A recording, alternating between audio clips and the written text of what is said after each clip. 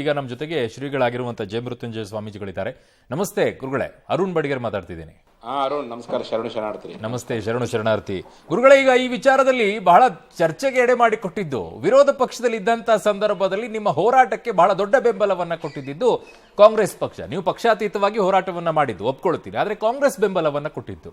ಈಗ ನಿಮ್ಮ ಹೋರಾಟ ನೀವು ಕೇಳ್ತಾ ಇರುವಂತ ರೀತಿ ಇದು ಸಂವಿಧಾನ ವಿರೋಧಿ ಅಂತ ಮುಖ್ಯಮಂತ್ರಿಗಳು ವ್ಯಾಖ್ಯಾನ ಮಾಡ್ತಾ ಇದ್ದಾರೆ. ಮೊದಲನೇದಾಗಿ ಸಂವಿಧಾನ ವಿರೋಧಿ ಎನ್ನುವಂಥ ಮುಖ್ಯಮಂತ್ರಿಗಳ ಶಬ್ದಗಳೇ ಸಂವಿಧಾನ ವಿರೋಧಿ ಅಂತ. ನಾವು ಪ್ರಜಾಪ್ರಭುತ್ವ ರಾಷ್ಟ್ರದಲ್ಲಿ ಸಂವಿಧಾನದ ಆಶಯಗಳ ಪರವಾಗಿಯೇ ಹೋರಾಟ ಮಾಡ್ತಿದ್ದೀವಿ. ಬಾಬಾ ಸಾಹೇಬ್ ಅಂಬೇಡ್ಕರ್ ಅವರ ಸಂವಿಧಾನದ 15 ಮತ್ತು 16ರ ಪರಿಚಯದಲ್ಲಿ ಶಿಕ್ಷಣ ಮತ್ತು ಉದ್ಯೋಗದಲ್ಲಿ ನಮ್ಮ ಹಕ್ಕನ್ನು ಕೇಳಕತ್ತೀವಿ. ನಾವು ಸಂವಿಧಾನ ವಿರುದ್ಧವಾಗಿದೆ ಅಂತೇಳಿ ಮುಖ್ಯಮಂತ್ರಿ ಹೇಳ್ತಾರಲ್ಲ, ಅವರ ಮಾತುಗಳೇ ಸಂವಿಧಾನ ವಿರುದ್ಧ ಅಂತ. ಕಾರಣ ಅಂತಂದರೆ, ಅವತ್ತು BJP ಸರ್ಕಾರ ಇದ್ದಾಗ ಇದೇ ಕಾಂಗ್ರೆಸ್ ಪಕ್ಷದ ಸಿದ್ದರಾಮಯ್ಯನವರಾಗಿರ್ಬೋದು, ಶಿವಕುಮಾರ್ ಆಗಿರ್ಬೋದು, ಸ್ವಾಮೀಜಿ ನಿಮ್ಮ ಹೋರಾಟ ನ್ಯಾಯಯುತವಾಗಿದೆ ಕೇಳಿ ಅಂತೇಳಿ ನಮ್ಮ ಮಾಜಿ ಶಾಸಕರಿಗೆ ಹುರಿದುಂಬಿಸಿ ಹೋರಾಟ ದುಂಬಿಸಿ ನಮ್ಮ ಸಮಾಜದ ಜನ ಇವ್ರ ಮಾತು ನಂಬಿ ಇವರೇ ಓಟ್ ಹಾಕಿ ಇವತ್ತು ನಾವೆಲ್ಲ ಓಟ್ ಹಾಕಿ ಅವರಿಗೆ ಓಟಿನ ಬಗ್ಗೆ ಕೊಟ್ವಿ. ಲಿಂಗಾಯತರಿಗೆ ಲಾಠಿ ಏಟು ಹೊಡೆದು ಮಾರಣಾಂತಿಕ ಹಲ್ಲೆ ಮಾಡಿ ಮಾರಣಾಂತಿಕ ಹಲ್ಲೆಯ ಭಾಗ್ಯವನ್ನು ಕೊಡುವಂಥ ಕೀಳು ಮಟ್ಟಕ್ಕೆ ಮುಖ್ಯಮಂತ್ರಿಗಳು ಇವತ್ತು ಒಳಪಟ್ಟಿದ್ದಾರೆ. ನಮ್ಮ ಮುಖ್ಯಮಂತ್ರಿಗಳಿಗೆ ನಮ್ಮ ಜನಾಂಗದ ಮೇಲೆ ಸಿಟ್ಟಿದ್ರೆ, ಆಕ್ರೋಶ ಇದ್ದರೆ, ಅಸೂಹೆ ಇದ್ದರೆ ಮೀಸಲಾತಿ ಕೊಡೋಕ್ಕಾಗಲ್ಲ ಅಂತೇಳಿ ಒಂದು ಸ್ಪಷ್ಟವಾಗಿ ಹೇಳ್ಬಿಡ್ಬೇಕಾಗಿತ್ತು. ಅದನ್ನು ಬಿಟ್ಟು ಆ ಸಂವಿಧಾನಿಕ ಅಂತ ಶಬ್ದ ಬಳಸುವಂಥದ್ದು ಇಡೀ ಲಿಂಗಾಯತರಿಗೆ ಮಾಡಿದಂಥ ಅವಮಾನ. ಈ ಕರ್ನಾಟಕದ ಲಿಂಗಾಯತರು ಬಸವಣ್ಣನವರ ವಚನದ ವಿಧಾನದಂತೆ ಅಂಬೇಡ್ಕರ್ ಸಂವಿಧಾನ ಅಂತ ಬದುಕ್ತಿದ್ದೀವಿ. ಅಂಬೇಡ್ಕರ್ ಅವರ ಪ್ರಿಯಂಬಲ್ಲಿಗೇನು ಸಮಾನತೆ ಜಾತ್ಯತೀತ ಇದೆಯಲ್ಲ, ಅದನ್ನು ಪ್ರಾಮಾಣಿಕವಾಗಿ ಪಾಲಿಸ್ಕೊಂಡು ಬಂದಿರತಕ್ಕಂಥ ಸಮಾಜವೇ ನಮ್ಮ ಲಿಂಗಾಯತ ಪಂಚಮಸಾಲಿ ಸಮಾಜ. ಇದನ್ನು ಅರ್ಥ ಮಾಡ್ಕೊಳ್ಬೇಕು. ಇವತ್ತು ನೀವು ಹೇಳ್ತಕ್ಕಂಥ ಹೇಳಿಕೆ ನಮ್ಮ ಸಮಾಜಕ್ಕೆ ಅವಮಾನ ಮಾಡ್ದಂಗಾಗಿದೆ. ನಮ್ಮ ಓಟನ್ನು ಪಡ್ಕೊಂಡು ನಮ್ಮ ಮತಭಿಕ್ಷೆಯ ಮೇಲೆ ನೀವು ಅಧಿಕಾರ ಅನುಭವಿಸಕತ್ತೀರಿ.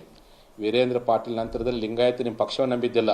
ಯಾಕೆ ನಂಬಿದ್ರಪ್ಪ ಅಂದರೆ, ಇಂದಿನ ಭಾರತೀಯ ಜನತಾ ಪಕ್ಷದ ಸರ್ಕಾರ ನಮ್ಮ ಸಮಾಜಕ್ಕೆ ಮೀಸಲಾತಿಯನ್ನು ಕೊಡುವಂಥ ಸಂದರ್ಭದಲ್ಲಿ ಮೀಸಲಾತಿ ಕೊಟ್ಟಿದ್ರೆ ಅವ್ರು 130 ಬರ್ತಿದ್ರು, ನೀವು 60 ಇಡ್ತಿದ್ರಿ. ಅವರು ಕೊಡೋದು ಲೇಟ್ ಆಯಿತು. ಕೊನೆ ಗಳಿಗೆಯಲ್ಲಿ ನಮಗೆ ಲಿಂಗಾಯತರಿಗೆ ಹೊಸ ಪ್ರವರ್ಗ ಸೃಷ್ಟಿ ಮಾಡಿದರು. ಅದು ಜನರು ರೀಚ್ ಆಗಿಲ್ಲ.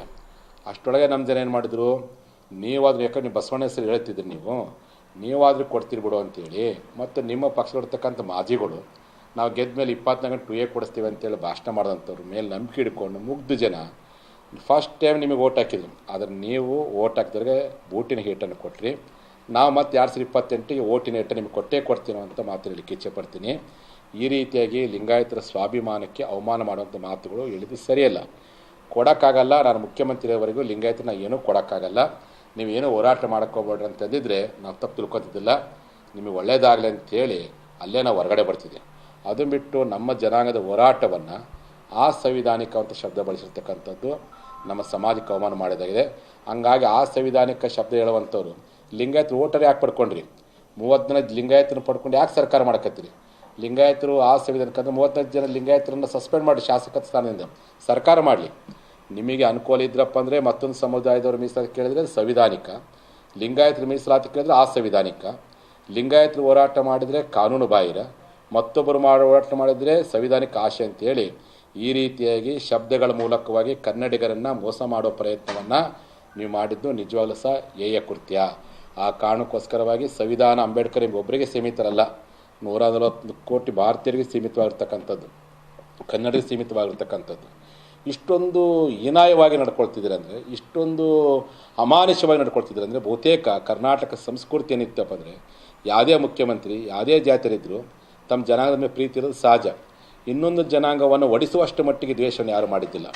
ಅದು ದೇವರಾಜ ಅರಸು ಇರ್ಬೋದು, ಅದು KN ರೆಡ್ಡಿಯವರಾಗಿರ್ಬೋದು, ಅದು ಕುಮಾರಸ್ವಾಮಿ ಆಗಿರ್ಬೋದು, ಧರ್ಮಸಿಂಗ್ ಆಗಿರ್ಬೋದು, SM ಕೃಷ್ಣ ಆಗಿರ್ಬೋದು, ವೀರಪ್ಪ ಮೊಯ್ಲಿ ಆಗಿರ್ಬೋದು, ಅಥವಾ ಗುಂಡೂರು ಆಗಿರ್ಬೋದು, ಅಥವಾ ರಾಮಕೃಷ್ಣ ಹೆಗಡೆ ಇರ್ಬೋದು, ಇನ್ನು ಯಾರೇ ಇರ್ಬೋದು, ಬಂಗಾರಪ್ಪ, ಯಾವುದೇ ಮುಖ್ಯಮಂತ್ರಿಗಳು ಲಿಂಗಾಯತರಲ್ಲದ ಮುಖ್ಯಮಂತ್ರಿ ಯಾರೇ ರಾಜ್ಯವನ್ನು ಆಳ್ತಾ ಮಾಡ್ತಾ ಬಂದರು ಎಂದೂ ಸಹ ಇಷ್ಟೊಂದು ದ್ವೇಷ ರಾಜಕಾರಣ ಮಾಡೋ ಪ್ರಯತ್ನ ಮಾಡಲಿಲ್ಲ.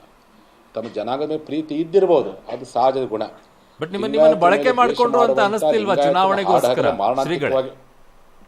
ಕಳೆದ ಬಾರಿ ಚುನಾವಣೆಯಲ್ಲಿ ನಿಮ್ಮನ್ನು ಬಳಕೆ ಮಾಡಿಕೊಂಡು ಸೈಡಿಗೆ ಇಟ್ಟುಬಿಟ್ರು, ಪಡ್ಕೊಂಡ್ರು, ನಮ್ಮನ್ನು ಚೆನ್ನಾಗಿ ಬಳಕೆ ಮಾಡಿಕೊಂಡ್ರು, ನಮ್ಮ ಮುಗ್ಧ ಜನಾಂಗವನ್ನು ಬಳಕೆ ಮಾಡ್ಕೊಂಡು ಓಡ್ ಪಡ್ಕೊಂಡ್ರು.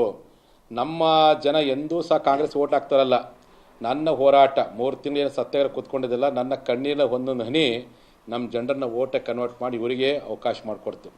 ಅವತ್ತೇನಾದರೂ ನಾನು ಸಿಡಿದೆದ್ದು ಬಿಟ್ಟಿದ್ರೆ ಇವತ್ತು ನಮ್ಮ ಬೊಮ್ಮಾಯಿ ಸಾಹೇಬರು ಏನು 2D ಮೀಸಲಾತಿಯನ್ನು 2027 ಭಾಳ ದೊಡ್ಡ ಸಮಾವೇಶ ಆಯ್ತಿಲ್ಲ ಬೆಳಗಾವಿಲಿ 20 ಲಕ್ಷ ಮಂದಿ ಅವತ್ತೇ ಅನೌನ್ಸ್ ಮಾಡಿದರೆ ಖಂಡಿತ ಭಾರತೀಯ ಜನತಾ ಪಕ್ಷ 140 ಸೀಟ್ ಪಡ್ಕೊಳ್ತಿದ್ದು. ಅವ್ರು ತಡ ಮಾಡಿದಕ್ಕೇನಾಯಿತು, ಕೊಡುವಂಥ ಕರೆಕ್ಟ್ ಟೈಮಿಗೆ ಕೊಡುವಂಥ ಸಮಯಕ್ಕೆ ಸರಿಯಾಗಿ ಮೀಸಲಾತಿ ಕೊಟ್ಟಿದ್ರೆ ಇವರು 130 ಬರ್ತಿದ್ದಿಲ್ಲ, ಅವರು 60 ಬರ್ತಿದ್ದಿಲ್ಲ. ಈ ರೀತಿಯಾಗಿರ್ತಕ್ಕಂಥ ಏನೋ ಒಂದು ಸಮಯಕ್ಕೆ ಸರಿಯಾಗಿ ಕೊಡೋದ್ರ ಕಾರಣಕ್ಕೆ ಜನ ಇವ್ರು ಏನಾದ್ರು ಕೊಡ್ತಾರೆ ಬಿಡಂತ ಇವ್ರು ಓಟ್ ಹಾಕಿದ್ದಕ್ಕೆ ಇವತ್ತು ಓಟ್ ಹಾಕಿದ ಪರಿಣಾಮ ನಮಗೆ ಲಾಠಿ ಏಟು ಕೊಟ್ಟಿದ್ದಾರೆ, ಬೂಟಿ ಏಟು ಕೊಟ್ಟಿದ್ದಾರೆ. ನಾವು ಅವರಂಗೆ ಹಿಂಸೆ ಮಾಡೋಕ್ಕೆ ಹೋಗಲ್ಲ. ನಾವು ಲಾಠಿ ಏಟು ಕೊಡಲ್ಲ, ಬೂಟಿ ಏಟು ಕೊಡಲ್ಲ. ನಮಗೆ ಅಂಬೇಡ್ಕರ್ ಓಟಿನ ಶಕ್ತಿ ಕೊಟ್ಟಿದ್ದಾರೆ. 2028ಕ್ಕೆ ನಮ್ಮ ಜನಾಂಗವನ್ನು ಪ್ರೀತಿ ಮಾಡುವಂಥ, ನಮ್ಮ ಜನಾಂಗವನ್ನು ಗೌರವಿಸುವಂಥ, ನಮ್ಮ ಸಮುದಾಯದ ಘನತೆ ನೆಚ್ಚಿಡುವಂಥ ಪಕ್ಷಗಳನ್ನು ಹುಡುಕಿ ಅವ್ರಿಗೆ ಓಟ್ ಕೊಟ್ಟು ಅವರ ಅಧಿಕಾರಕ್ಕೆ ತಂದು ಅವ್ರ ಮೂಲಕ ಮೀಸಲಾತಿನ ಪಡಿತೀವಿ ಅನ್ನೋಂಥ ಮಾತನ್ನು ನಾನು ನಾಡಿನ ಜನಕ್ಕೆ ಹೇಳಕ್ಕೆ ಇಚ್ಛೆಪಡ್ತೀನಿ. ನಮ್ಮ ಸಮಾಜ ಹೇಳಕ್ಕೆ ಇಂಥ ಸಿದ್ದರಾಮಯ್ಯನವರ ಇಂಥ ಯಾವುದೇ ಆ ಸಂವಿಧಾನಿಕ ಹೇಳಿಕೆಗಳು ನಂಬಕ್ಕೆ ಹೋಗಬೇಡ್ರಿ. ಅವ್ರ ಹೇಳಿಕೆ ಆ ಸಂವಿಧಾನಿಕ ಹೇಳಿಕೆ, ಆ ಸಂವಿಧಾನಿಕ ಹೇಳಿಕೆಯನ್ನು ಖಂಡಿಸಿ ಕೂಡಲೇ ವಿಧಾನಸಭೆಯ ಕಡತದಲ್ಲಿ ಅವ್ರ ಹೇಳಿಕೆಯನ್ನು ಕಡಿತಗೊಳಿಸುವಂಥ ತೆಗೆದುಹಾಕೋ ಪ್ರಯತ್ನ ಮಾಡಬೇಕು. ಇದನ್ನು ನಾವು ಖಂಡಿಸ್ತೀವಿ. ನಮ್ಮ ಸಮಾಜಕ್ಕೆ ಮೋಸ ಮಾಡಿದ್ರೆ ಅಂತೇಳಿ ಈ ಮೂಲಕ ಹೇಳಿಕೆ ಇಚ್ಛೆಪಡ್ತೀನಿ. ಧನ್ಯವಾದಗಳು ಶ್ರೀಗಳ, ಇಷ್ಟೊತ್ತು ಪಬ್ಲಿಟಿ ಜೊತೆಗೆ ಮಾತನಾಡಿದ್ದಕ್ಕೆ. ಇದು ಶ್ರೀಗಳ ನೇರ ಮಾತು. ಸಂವಿಧಾನಿಕ ಅನ್ನುವಂಥ ಪದ ಬಳಕೆಯನ್ನೇನು ಮಾಡಿದ್ದಾರೆ ಅದನ್ನು ತೆಗೆದುಹಾಕಬೇಕು ಕಡತದಿಂದ ಅನ್ನುವಂಥ ಆಗ್ರಹ ಇಟ್ಟಿದ್ದಾರೆ. ಜೊತೆಗೆ 2028ರಲ್ಲಿ ನಾವು ಪಾಠ ಕಲಿಸ್ತೀವಿ ಅನ್ನುವಂಥ ಮಾತನ್ನು ಕೂಡ ಆಡಿದ್ದಾರೆ.